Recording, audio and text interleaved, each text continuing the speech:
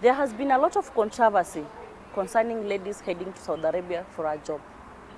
And many have lost their lives, and those who survived had a story to share. And today, I'm hosting a lady who worked in Gulf. She had marks and she still have it. And for more stories, stay tuned.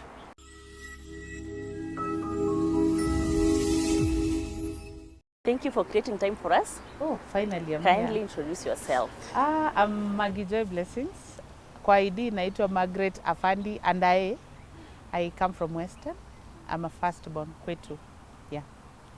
You are part of the group that I would say they are survivors of Gulf countries. Yes. And I would like you to take us through, because I can see you have a mark that at least can remind you where you came from. This mark was not found in Gulf. This one is a story. I got burnt by an uncle when I was young, but my mom also revenged immediately and burnt him.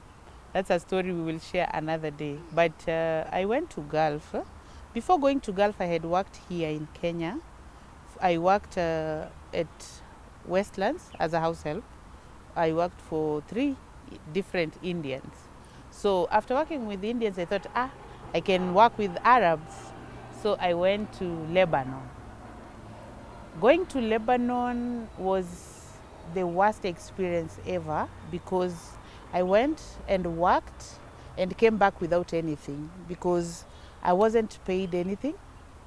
And it was the toughest experience I've ever had in my life, because there was a time niliwahi chapwa.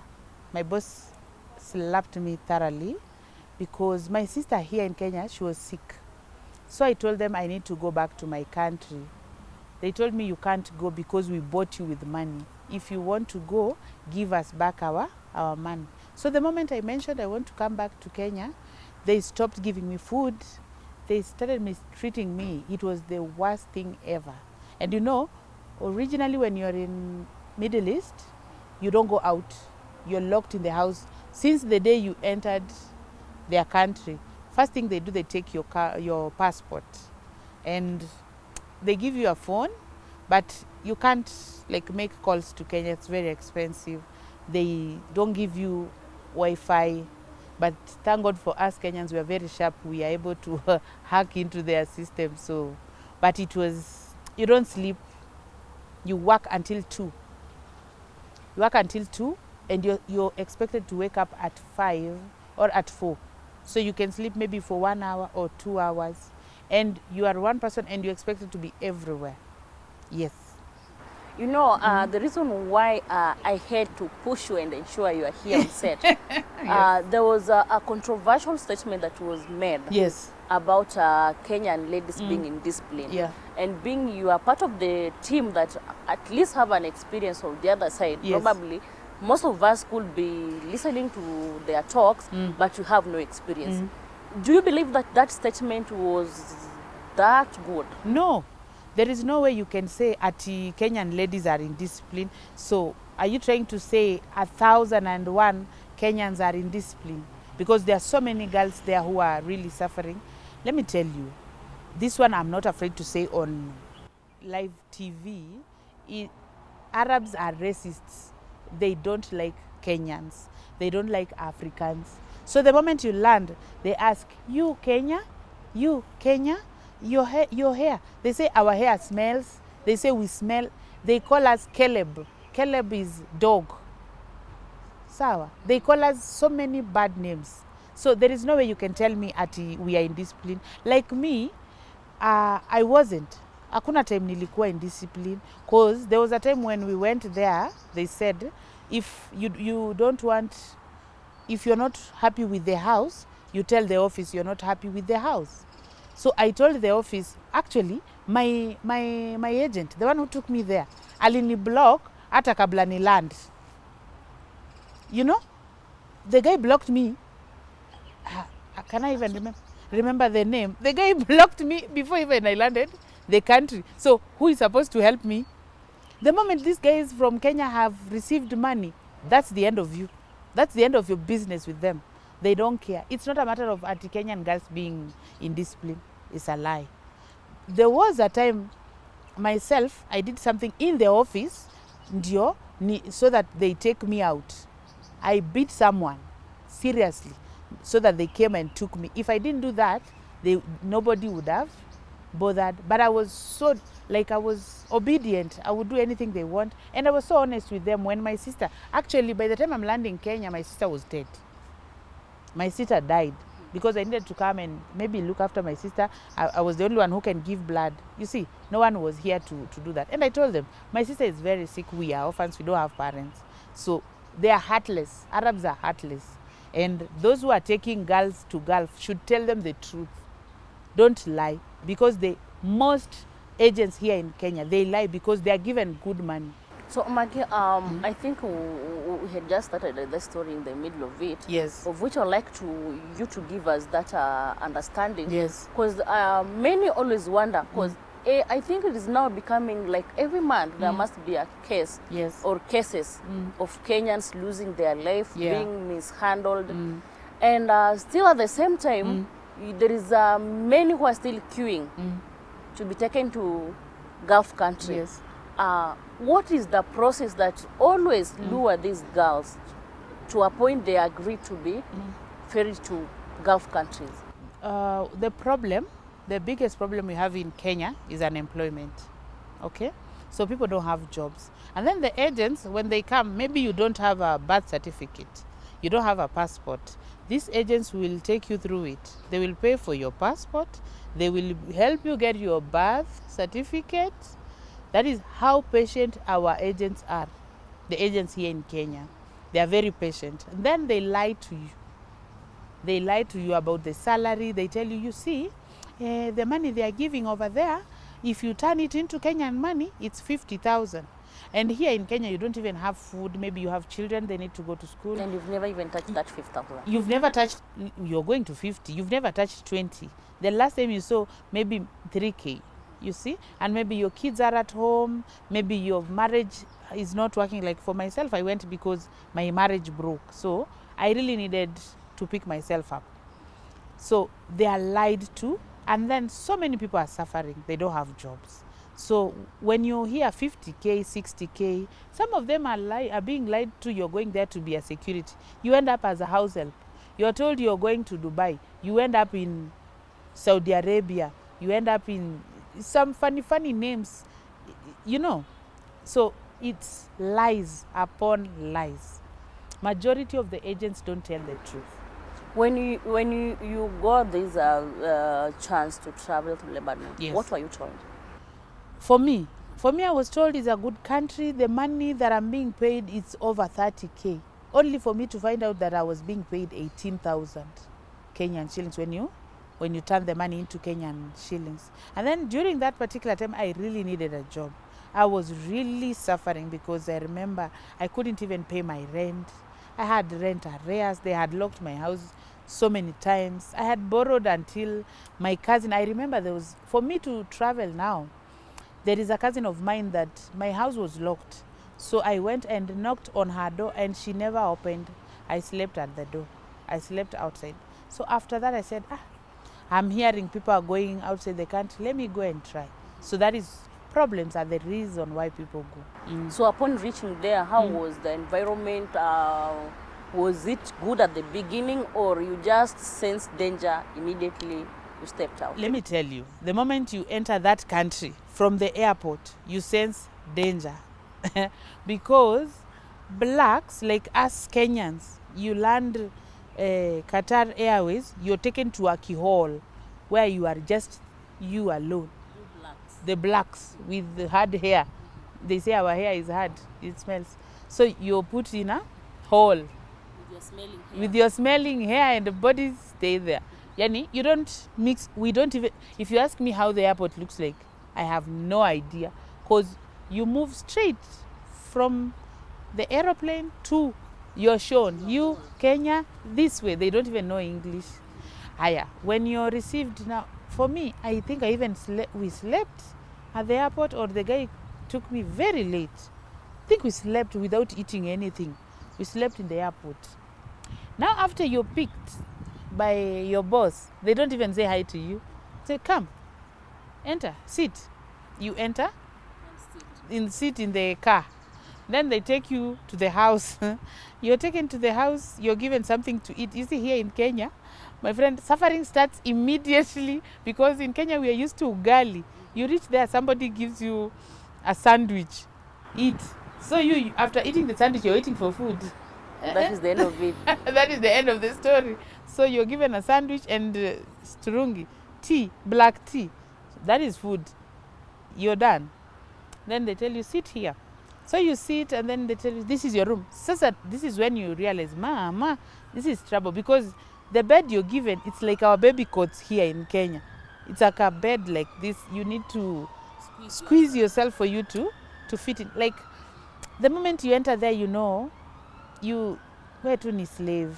Like, you're a nobody, because you're taken to a room. You can't turn. With these our big bodies, you can't turn. You're shown your toilet, your room, it's separate from theirs. You know, your plate, everything is separate. That is when you get to know, here there is a problem. Then you're told, sleep.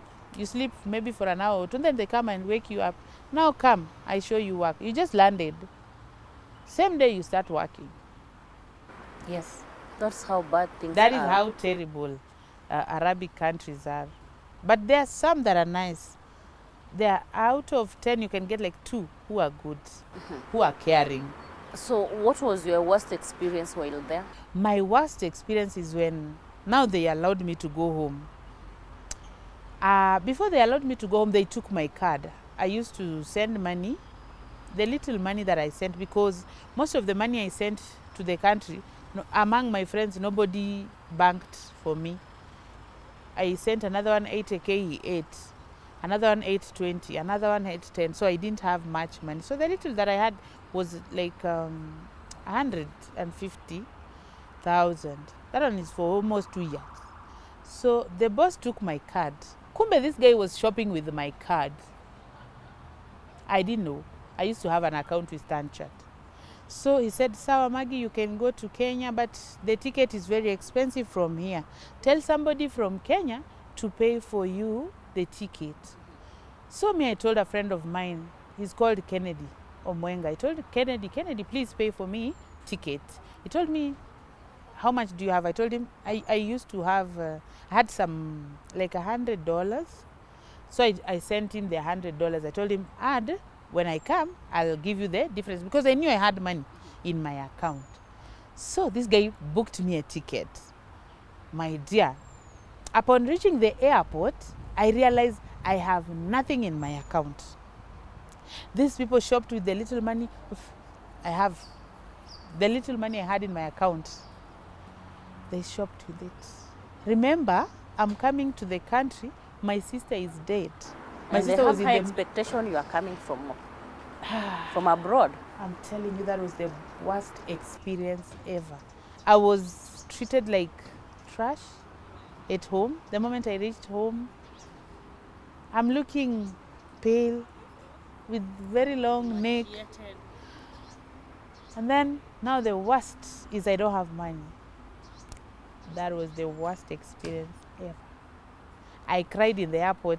If those windows ya airplane ingekuwa kubwa, I would have jumped. Because I said, now what am I going to do to Kenya? Where do I start? How do I even tell people I don't have money? I'm coming from outside the country. So I just told a few friends. I remember my friend Lillian picked me from, my friend Sam picked me from the airport. Then Lillian took me to her house. So I told her, Lillian, I don't have anything. She said, how? Why? What happened? I narrated to her the whole story. Then I remember there is a friend of mine called Mary. I told her, Mary, I need to go to Kakamega. I need to go and bury my sister. But I don't even have a single cent. She said, are you serious? I said, yes. She sent me 2,000. Then Lillian gave me some money. That is how I got to go for my sister's burial.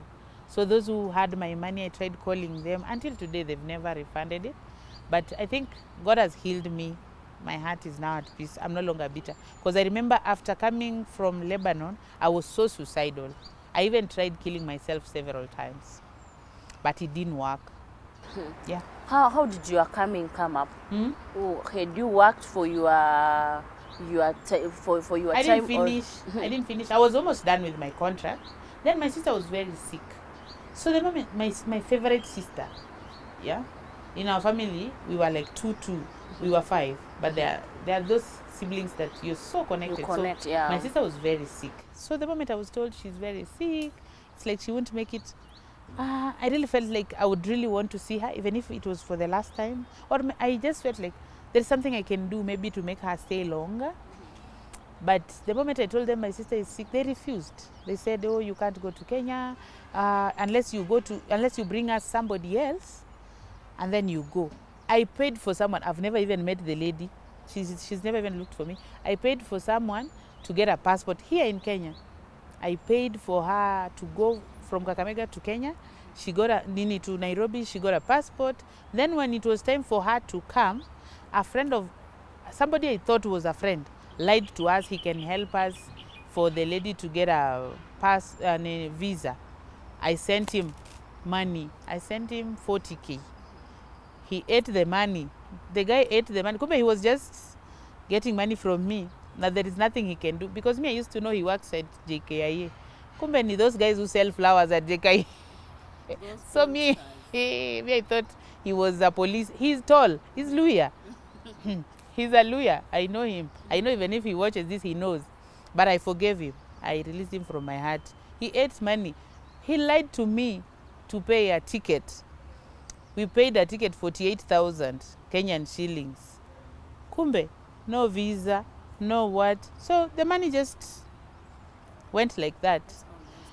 That is how I lost the money. So I told them, the people the ones I was working for, I told them, just take me to the office so that I know what to do. I went to the office. The office man wanted to sleep with me, the guy at the office. I said no. He said, if you want to go to Kenya, sleep with me. I said, no, I cannot. So they left us in the office. So I was a very bitter person. So apart from the harassment that you guys always experience, Yes. there is sexual there is also harassment. sexual harassment. So I went to the office. I refused to sleep with this guy. He locked us in. The office, you enter and then you're being locked. There are beds, everything inside. The guy left us hungry, without food, locked us, and he went. So when I was there is an Ethiopian girl who was very stubborn. Every Kenyan in that office had beaten her.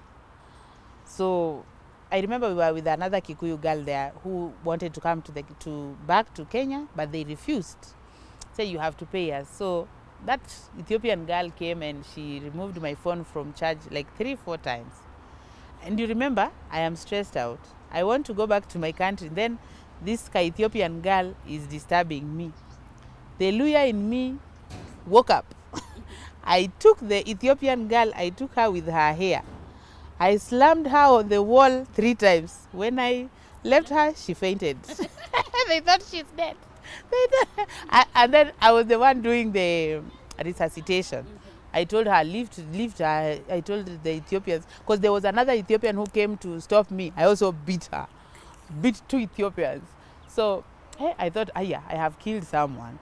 So I told them, remove her clothes, lift her legs up. Then she came back to life. When the guy was called, the guy at the office, this Kenya has killed Ethiopia. That is how they call us. Kenya has killed one Ethiopia. She's dead. The guy came, said, what do you want? I said, I want to go home. 5 minutes, I see my former boss. He has come to pick me. I'm like, I said I want to go back to my country. I said, yeah, he will take you. He will take you to the airport tomorrow. So I went and they said, yeah, come, yalla, go Kenya. Here you kill somebody, go. That was my license, beating an idiot. Though it was not a good thing, but that girl will never forget me. I think this is a mark. She beat me with her teeth. Oh. Yeah. So when she was dying, she wanted to die with. That was my certificate coming back to my country. I beat an Ethiopian thoroughly.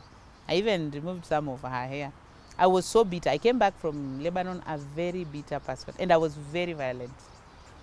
But God has worked on me. So Maggie, what was your journey of healing? How was it? Wow, my journey of healing, it took time. because hey, my life going to Lebanon, coming back, when I went to church, my pastor used me to preach. He said some people here, because they didn't send tithe, that's why their money got lost. So I hated church. I said that church can go to wherever they want. So I stopped going to church. I stopped going to church for like almost a year. I was drinking myself silly. I joined drinking groups. I would go to bars and drink not good alcohol. But you see, Tumaini Akilimali said, mbegu ya Mungu haifi.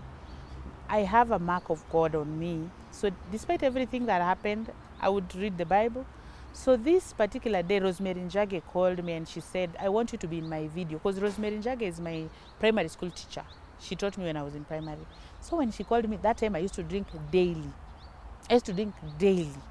So I said, this one, does she know who she's calling for her video shoot?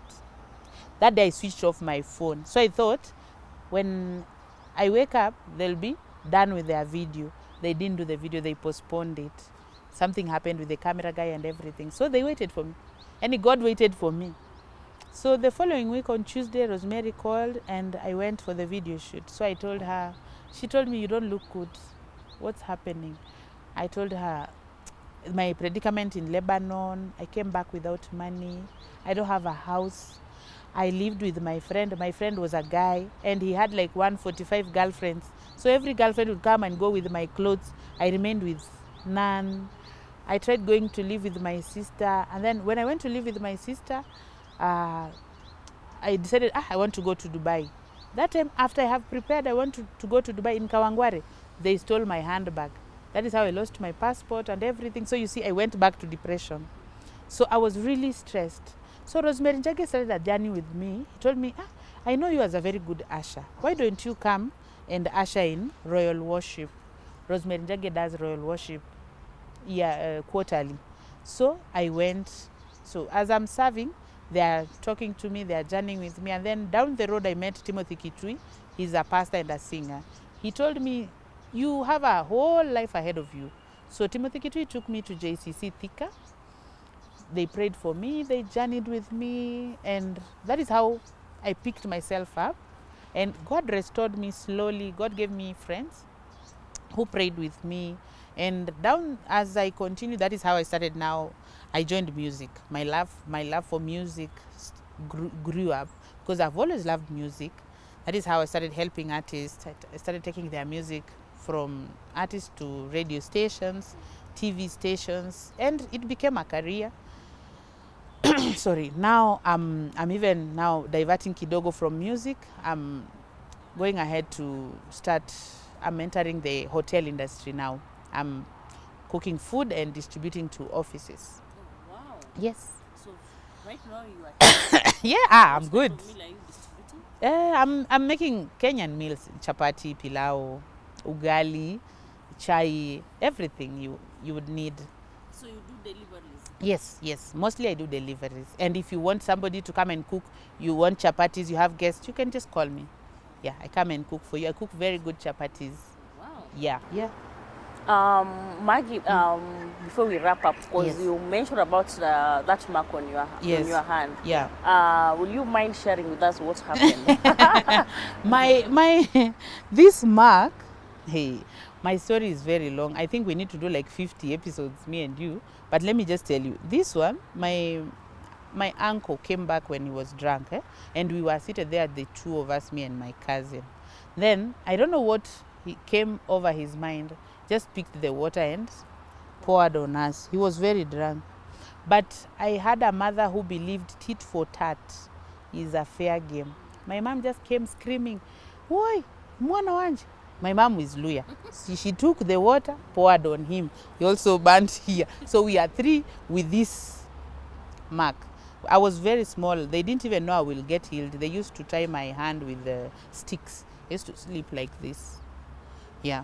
Because my mom got married with me. She went with me to where she got married. And that family never loved me. From my stepdad and his brothers. So this is where this enmity started. Okay. Yes. As we wrap up, Maggie, what will you tell survivors of Gulf those one who have lost their loved ones, and those one who are planning to go to Gulf. Me, one thing I would tell those who are going to Gulf, if really you want to go and better your life, find an agent who is honest, who will tell you the truth, that you're going to work as a house help. You're going to work in a hotel. You know? Don't look for always, most of the agents think about money, but there are few. There are companies, even the ones that I can recommend. I have a friend of mine who's called Jen Bura. She takes people there. Look for an honest agent who will truly help you, because I know we are pushed by our own problems. And if you are in Gulf and you're suffering, seek help. There are people who are really helping people to come back to Kenya. If you're suffering, reach out. And if you've lost your children, your daughter in Gulf, I am really sorry, and I pray that God will comfort you, because it was not her will to go and die. She just wanted to go and work. We just want to go there and like change our lives. And if you're in this country and somebody is sending you money from Gulf, please help them save the money. Help them build whatever they want you to do for them. Please don't eat the money, because they really go through a lot. Some of them are raped. Some of them are beaten. There are things they don't tell you. Because there is a girl who was telling us the father of the house has been sleeping with her. The sons also are sleeping with her, and she can't say anything. Thanks so much, Maggie. Thanks so much for creating time for us. Nimeshukuru. It's been almost a year. It's been almost a year since we were planning. Yeah, and finally you are and here. I bring other people. But guys, God bless you. Keep supporting this beautiful woman here. And let's love one another as a country. Tupendane tu, Mkikuyu, Mjaluo, we are all one. Kenya ukikatu hakuna mwenye inatoka fish, yote inatoka damu. True. Yeah. Shukran, na nimeshukuru sana. Thank you for having For me. my good viewers, the only thing I'll say that Kenyan ladies, we are not in discipline. It's the only situation that gets us there. Yeah. So till next time, as always, I'm your host, Jalom Sumba.